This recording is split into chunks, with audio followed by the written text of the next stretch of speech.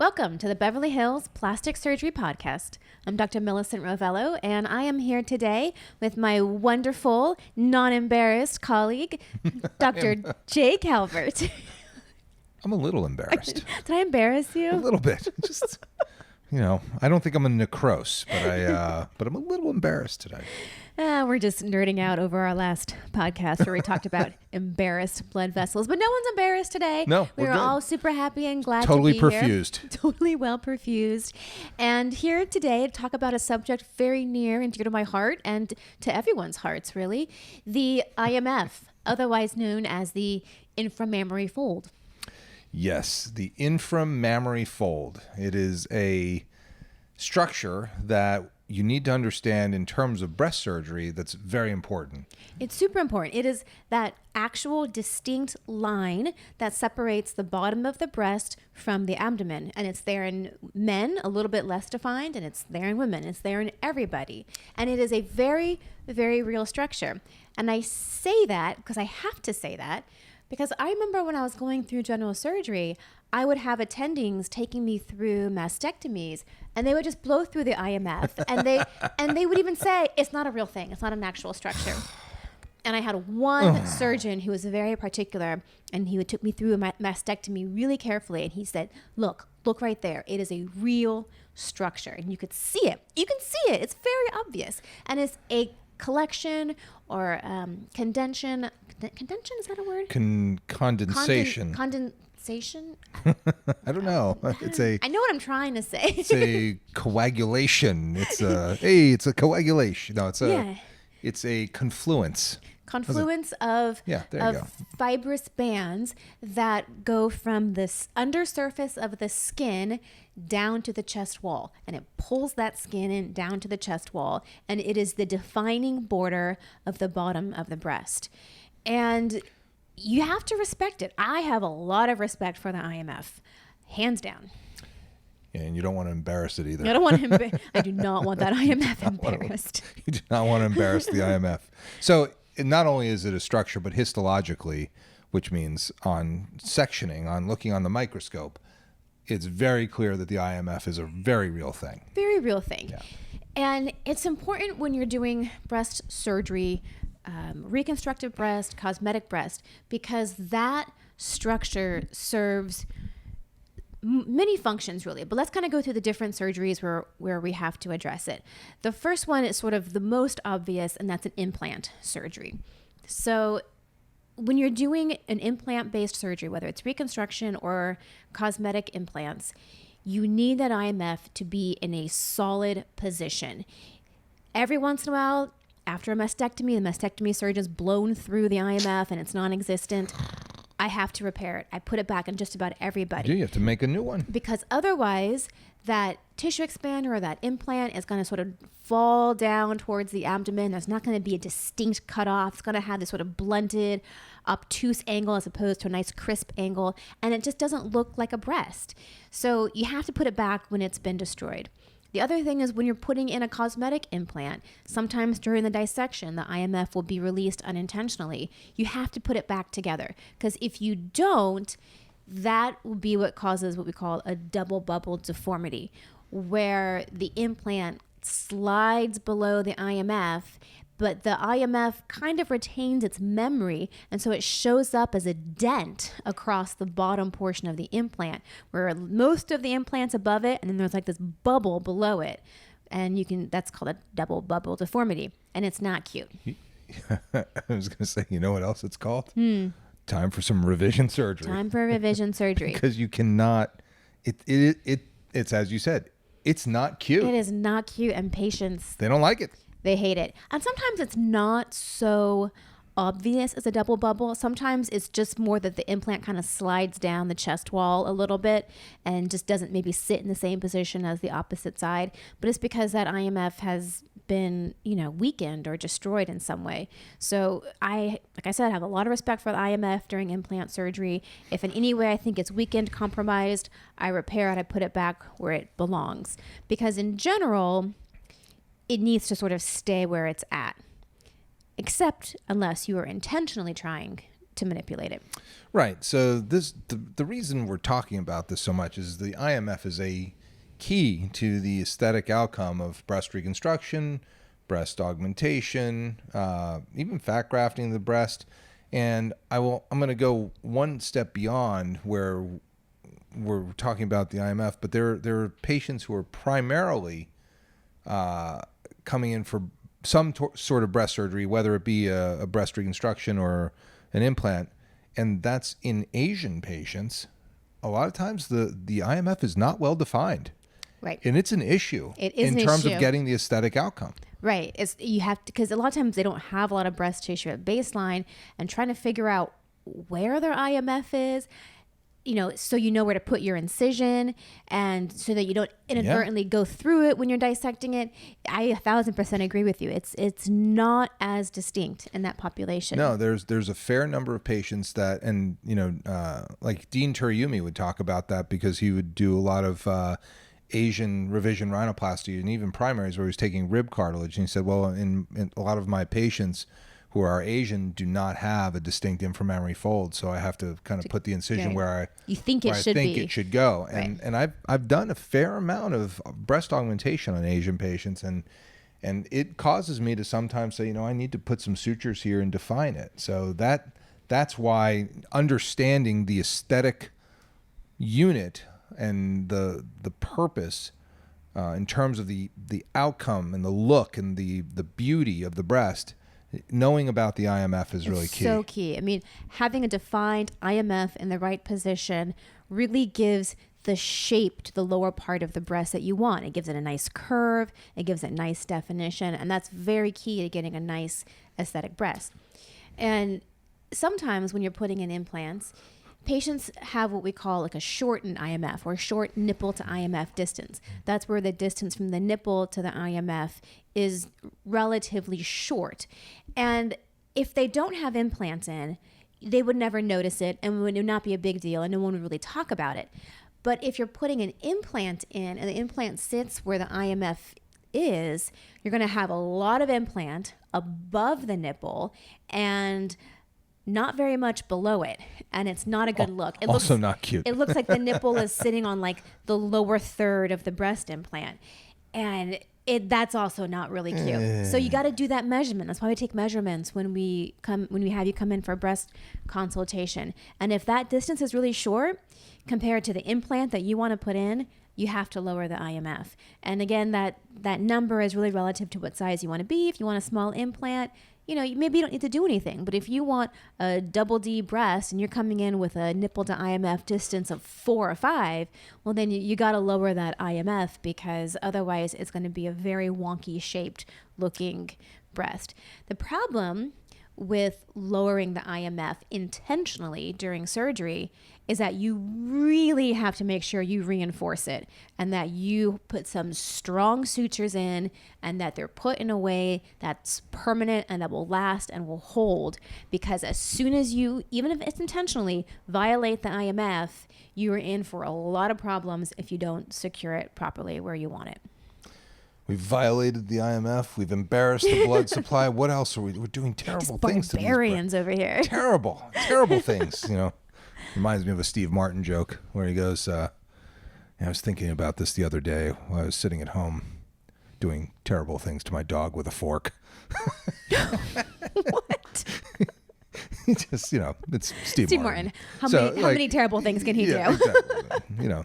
So you think about it and you're just like, God, I don't want to hurt the IMF. I don't want to embarrass the blood supply. I don't want to do these things. But the reality is that sometimes you intentionally have to lower the fold.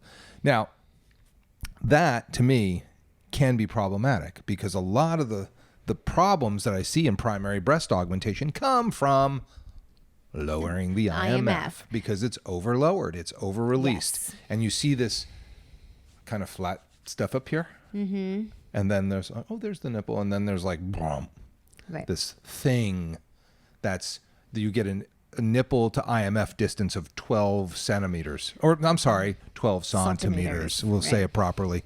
So that is also not cute. That's what I'm saying. You really got to tack it down. And the other thing you have to do is you sort of have to release the old IMF completely because it's going to retain its memory. And even though you did it intentionally, you still sometimes get a little bit of a double bubble if you don't fully Yeesh. release that Ew. IMF. And I probably do that. I do that very infrequently. And if I do it, it's usually in my tuberous breast patients, which is a whole nother podcast. And you have to release the IMF. There's no way around it in those patients. But for all of these reasons, I really try to not do it in my more purely primary standard cosmetic breast augmentation patients. But sometimes you have to do it. And if you do have to release it, or you do have to repair the IMF, maybe you're raising it because it was lowered by somebody else. My preference, and you can tell me your preference, is to use a permanent suture. I know some people don't like putting permanent sutures in the breast, but I think this is the one situation where it might be a good idea. I put permanent sutures in the breast, and I get some of that periosteum of the rib if I can. And that is the strongest repair. I've never had an IMF drop doing that. Sometimes I'll even put a layer of mesh on top of that just to really reinforce it and make it secure. And that to me is the belt and suspenders repair for IMF reconstruction. Permanent sutures and a piece of mesh. And for the most part, those IMFs aren't going anywhere. I'm going to one-up you on all that. How about, have you ever done some 2.0 nylon bolsters? That I have not done. So you want to make sure that IMF stays. And I've had patients, and it's mostly in breast recon. Okay, it's not really cosmetic breast. But in breast reconstruction, I'll take a chaw of Nylon? No, not nylon, of the Xeroform gauze. And I'll do bolster, like 5 bolsters across the IMF, through the skin, through the rib periosteum, back out through the skin, tie it down, tie over bolsters on those, and then also on top of it, all of the above. And, you can make your IMF that way. Yeah, you sure can. For those mastectomy surgeons that blew through your IMF, that's how you put it back together. And they do. They do. I get it. They're taking out the breast. They're taking out cancer. They want to make sure that cancer does not come back. They are not leaving a breast cell behind. I tell you, they got no respect. They got no respect. They got no respect for the IMF. But it's true. I mean, they do. They blow through it because they could give a crap. Right. That's not their job. Their job is to get rid of the cancer, of the breast, and that's what they're going to do. And we are here. We are the garbage men to come in and clean up and do our thing. So that's. But here's the problem. We're the garbage people. We're the garbage. I want to be respectful. Thank you. We're the garbage people. Garbage man, garbage woman. Garbage zims, whatever it is. And there are all these other ones. So yeah, we're not gonna. Well, it depends who's on the podcast. I just want to be clear. I know. All right. They, them. What's the other pronouns now? There's several. They, them. They, them. I have several friends who are they, thems. I have they, thems. I'm not sure what the others are. There's some other ones. My son was trying to bring me up to snuff. Yeah. Anyway. But the thing about repairing the IMFs in such a fashion, like we have just discussed, is it hurts. The patients come in and they're like, it's so painful under here. And I'm like, yeah, sorry, it's going to be like that for a little while. Achy. And in like 2 weeks, 4 weeks, they come in, they're like, it still really hurts. And I'm like, yeah. Well, the inflammation lasts. And it's the rib. Suture to the rib. And if I've sutured your rib and it hurts, it's going to hurt, and you're welcome, because that repair is not going anywhere. And it's not permanent. I guarantee you. And we're sorry. The pain goes away. We're sorry, but not sorry. Sorry, but not sorry. We need it to work. It's going to take months. It's going to take months for that rib pain to resolve. But it does. It does. It doesn't last forever, but it's a very, very necessary evil. Yeah. I mean, you have to do it. And I broke a rib one year, junior year of high school. It hurt for a year. It did. Yeah, it was painful. They're painful. I don't know what it is. But I mean, I've got through life, but you notice it. It's always there. Yeah. Yeah, they don't take a joke, those ribs. No, they don't. But it does help with your IMF repair. Yes. And so then the other category of breast surgery we do that involves the IMF is mastopexies. So mastopexies, yes. Anybody that needs a breast lift, either on its own, just a simple breast lift, or a breast lift with an augmentation. I have a lot of patients, especially my weight loss patients that have lost a lot of weight, all of their IMFs have dropped and they've become very amorphous or undefined. They're undefined and they are lower. Sometimes the IMF can be almost down to the belly button. It's so low on the chest and abdominal wall. It's so bad. And you got to do something to that, because if you just do a lift or you're doing a lift with implants and you don't raise that IMF back to where it is, they're going to look like they have implants by their belly button. Like, that's how low the breast has dropped. So in that case, you got to bring the IMF back up to where it lives. And that's hard, because now you're dealing with raising the IMF. You have all this extra skin in a weird place now because it was living in one place before, and now it's living in another. It gathers, it wrinkles. It's hard. Those are hard ones. Yeah, I mean, and it is about, God, you know, how many times is it all about your preoperative evaluation? Like, the operation needs to be over before you get to the OR. You know, you have to have it totally planned out. And that comes from really understanding, here's where the IMF is, here's where I need it to go, this is the quality of the tissue that I'm working with, this is what it's got to look like, this is how it has to work with the surrounding structures. It is a real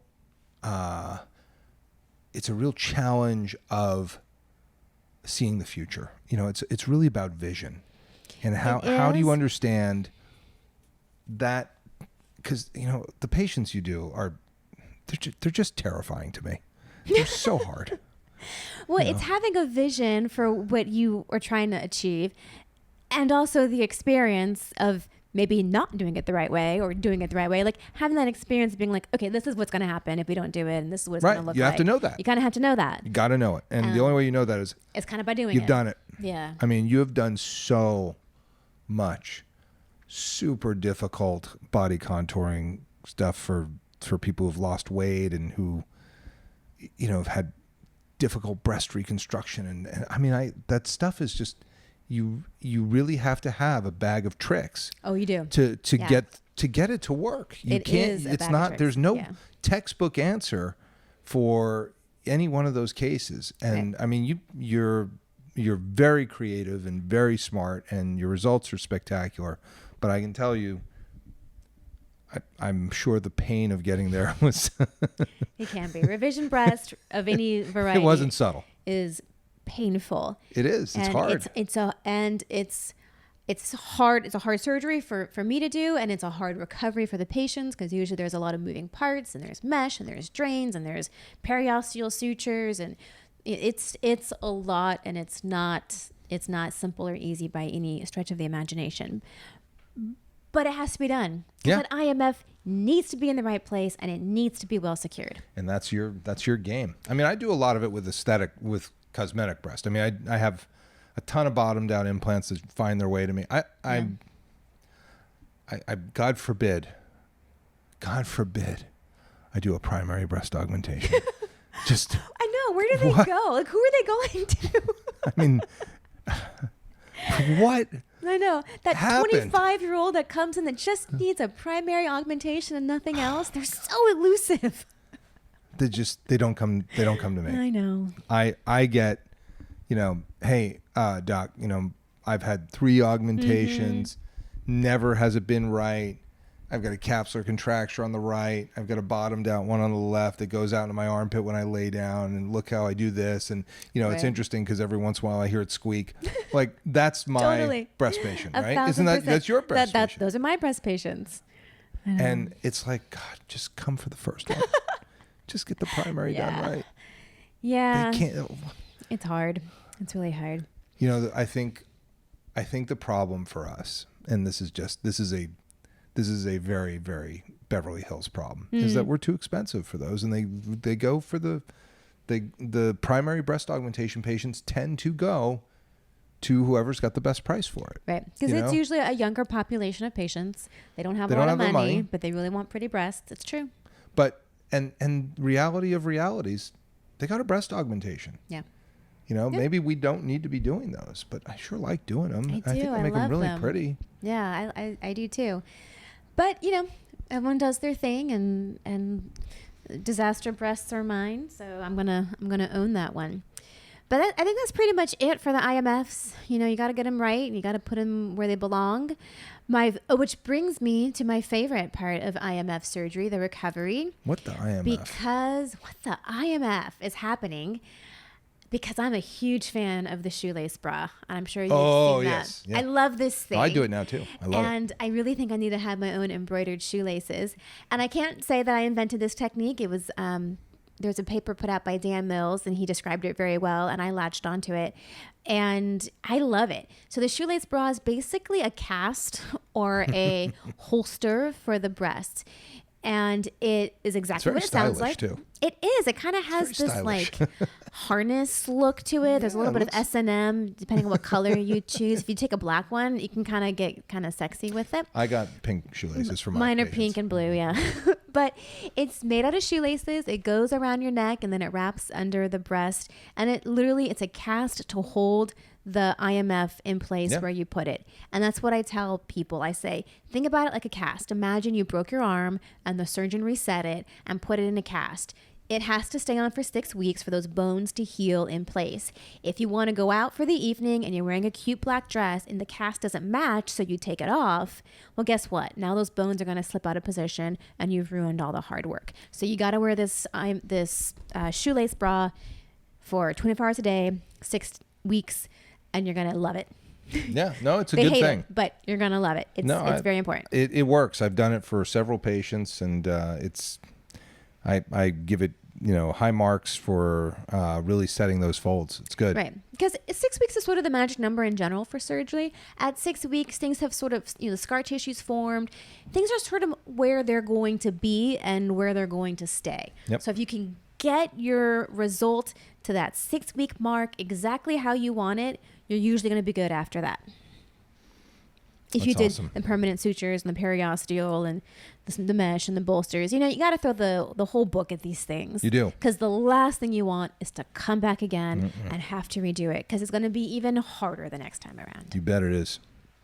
Well, that's awesome. That's a great discussion about our friend, the IMF. What the IMF? What the IMF are you talking about? I mean, it does sound like isn't that the International Monetary Fund, the IMF? Yeah, so that's not what we're talking about. No, not the same thing. This is definitely the inframammary fold. Anything else, Dr. Ravello? Nope. I think that's it. I think we've concluded our discussion on the IMF. And this is the Beverly Hills Plastic Surgery Podcast, coming to you from the 90210.